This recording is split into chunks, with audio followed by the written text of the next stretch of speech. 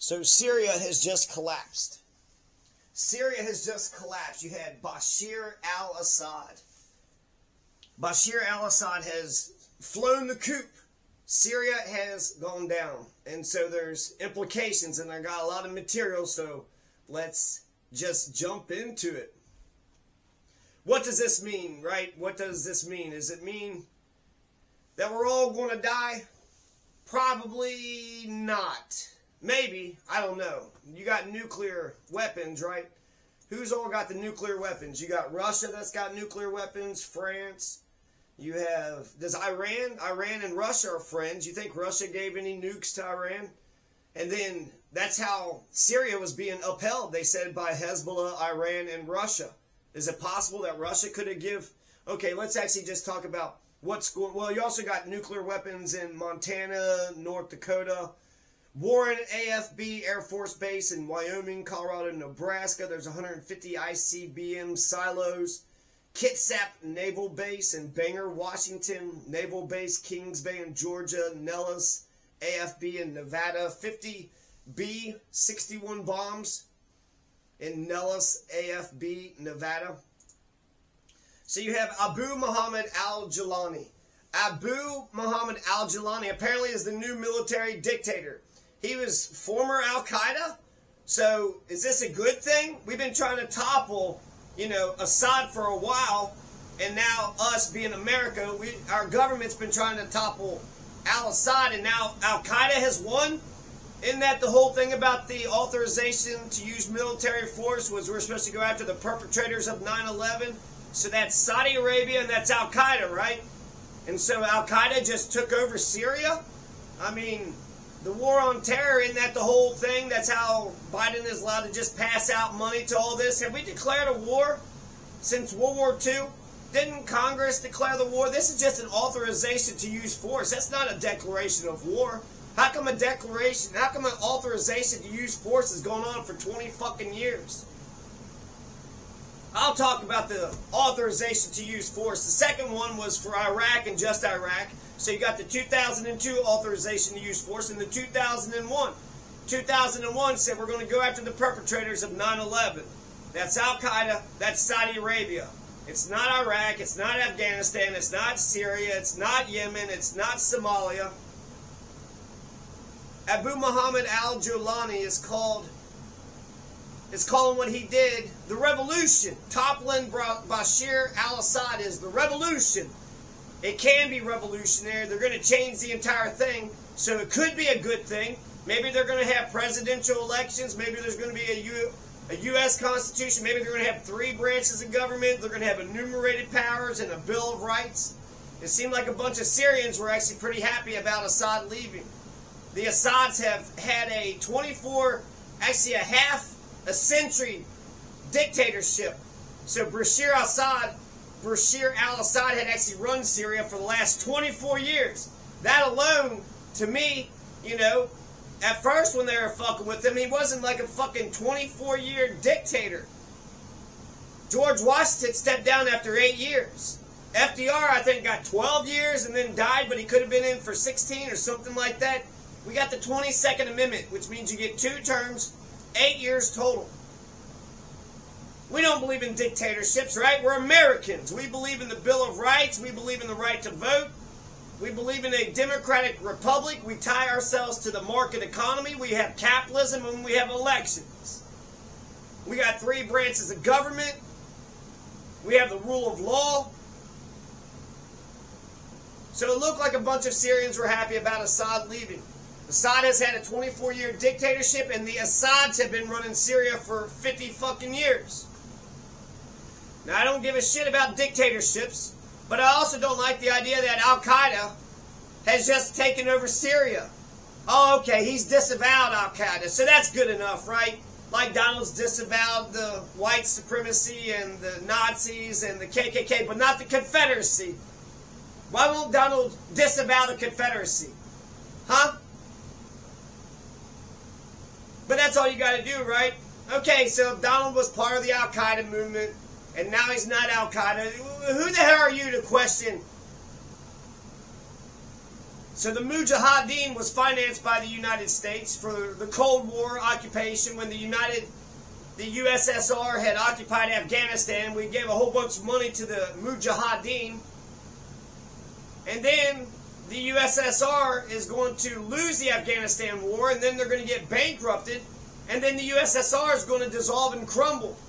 Afghanistan is the destroyer of empires. And then a few years later, the Mujahideen, the people we gave weapons to, Bin Laden, then he did 9/11. But let's hope that doesn't happen, right? So Syria has been toppled, right? The government, Bashir al-Assad, has been toppled. Now, an ex-Al-Qaeda guy is running Syria. Hopefully he doesn't attack us like in 9/11. Hopefully our gamble works, right? We put money into ISIS, we put money into Al-Qaeda. These are just opposition fighters. They were jihadists. So it's kind of between a rock and a hard place. It's like, well, do you want a dictatorship? No, I don't want that. Do you want Al-Qaeda? No, I don't want that either. Is there a third option here? So I hear Bashir al-Assad, I heard that the United Arab Emirates wouldn't say whether or not he was there. But then I heard that it was claimed that he was in Moscow and that Putin has given him asylum there. Bashir Assad in Moscow, he might be hanging out with Jackson Hinkle. So I don't think this means we're all going to die. Right away, Israel's going to strike Syria. They're going to blow up a bunch of weapons depots, and they're put up a military defensive on Golan Heights, right? Donald gave them the Golan Heights, so that's theirs now. It's not Syria's.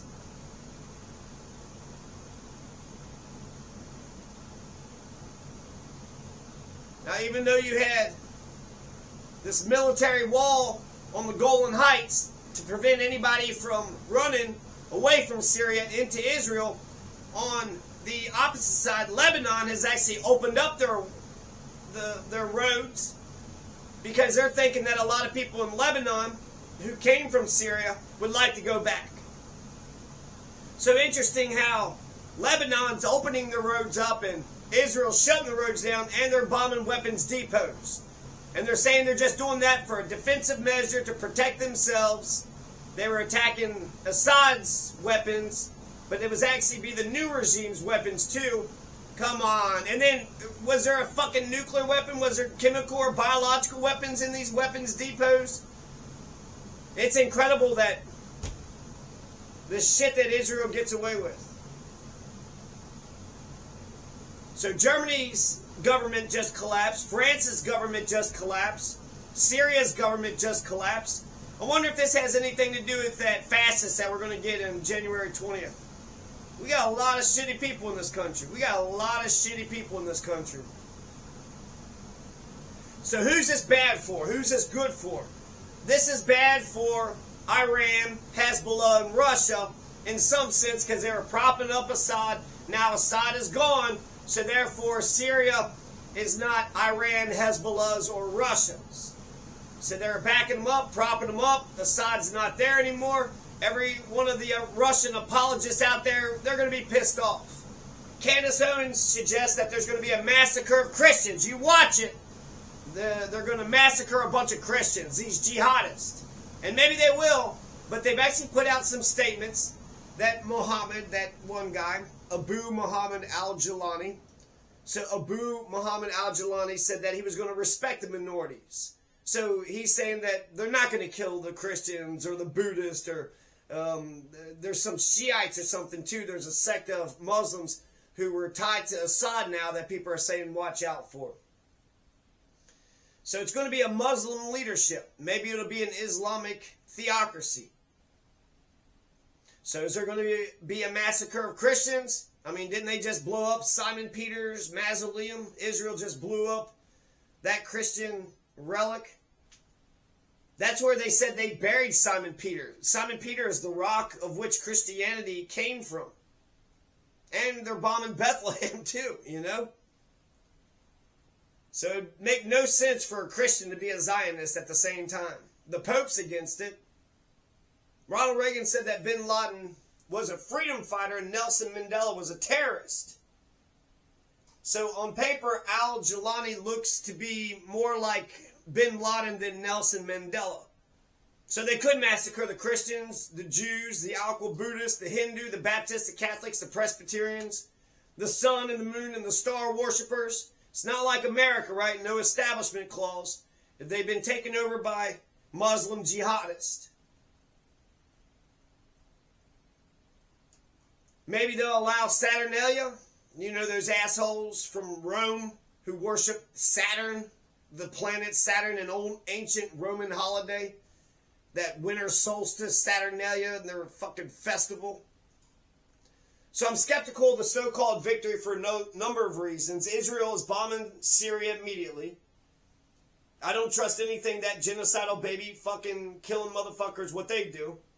America's very hypocritical, schizophrenic stance in Syria. Donald bombed Syria, Obama bombed Syria. So if it's not outright illegal, because the authorization to use military force was against Saudi Arabia and Al-Qaeda. And then you had ISIS, so then they kind of became like the Al-Qaeda. But now we're putting money and guns into the hands of Al-Qaeda and ISIS in order to fight Syria? What the fuck are we doing? Tulsi Gabbard had tried to pass Stop Funding the Terrorism or Stop Giving Terrorism Act. And that went nowhere. Why would that go nowhere? Hey guys, let's not arm the terrorists. Well, we got to arm the terrorists. We got to beat Syria. So because of the authorization to use force in 2001, we're allowed to go after those who had perpetrated 9/11. So that's Saudi Arabia, that's Al-Qaeda. The commander-in-chief is allowed to essentially spend as much money, give whatever fucking weapons to anybody that's within those two fields. I'm big on definitions. So Saudi Arabia, most of the hijackers came from there. Al-Qaeda, that was the affiliate group, that was the main affiliate group. So Netanyahu has done a temporary defensive position. Israel's attacking Syria now. It's been alleged that they're attacking former Assad's weapons depots. He said that the separation of forces agreement between Israel and Syria of 1974 has collapsed. So let's get into some details. In December 2024, the United States, Germany, France, and the United Kingdom urged for de-escalation in Syria as violence was getting out of hand. So this is 2024. This is December. This is this month. Violence was flaring up once again. Rebel factions led by the Islamic group Hayat Tahrir al-Sham. They're saying HTS. So that's who this al-Jolani is. The Al-Qaeda guy, the ex-Al-Qaeda guy, but he's HTS now. Oh, I'm not Al-Qaeda no more. Yeah, and David Duke isn't a white supremacist. He's a Green Party guy, right? They had taken control of Aleppo. That prompted a retaliatory airstrike campaign by Syrian President Bashir Assad, supported by Russia. The strikes, which targeted population centers, several hospitals, and the rebels-held city of Idlib, resulted in at least 25 deaths, according to the White Helmets Rescue Group. The NATO countries issued a joint statement calling for the protection of civilians and critical infrastructure to prevent further displacement and ensure humanitarian access. They stressed the urgent need for the Syrian-led political situation in accordance with United Nations Security Council Resolution 2254, which advocates for dialogue between the Syrian government and opposition forces. The rebel offensive, which had begun on November 27, 2024, continued its advance into Hama province following their capture of Aleppo. Russia is overextended in Ukraine and elsewhere, so Putin actually couldn't give Assad the protection that he desperately needed. This is a blow to Russia, which is good in the whole, geopolitical American government versus Russia government, but even more so because Putin's a fucking 25-year dictator. He got into power by terrorism. He's been killing his political opponents. He's got a bunch of sham elections. If they were smart, they would pick a successor before, their ultimate demise. Wasn't that the genius of George Washington?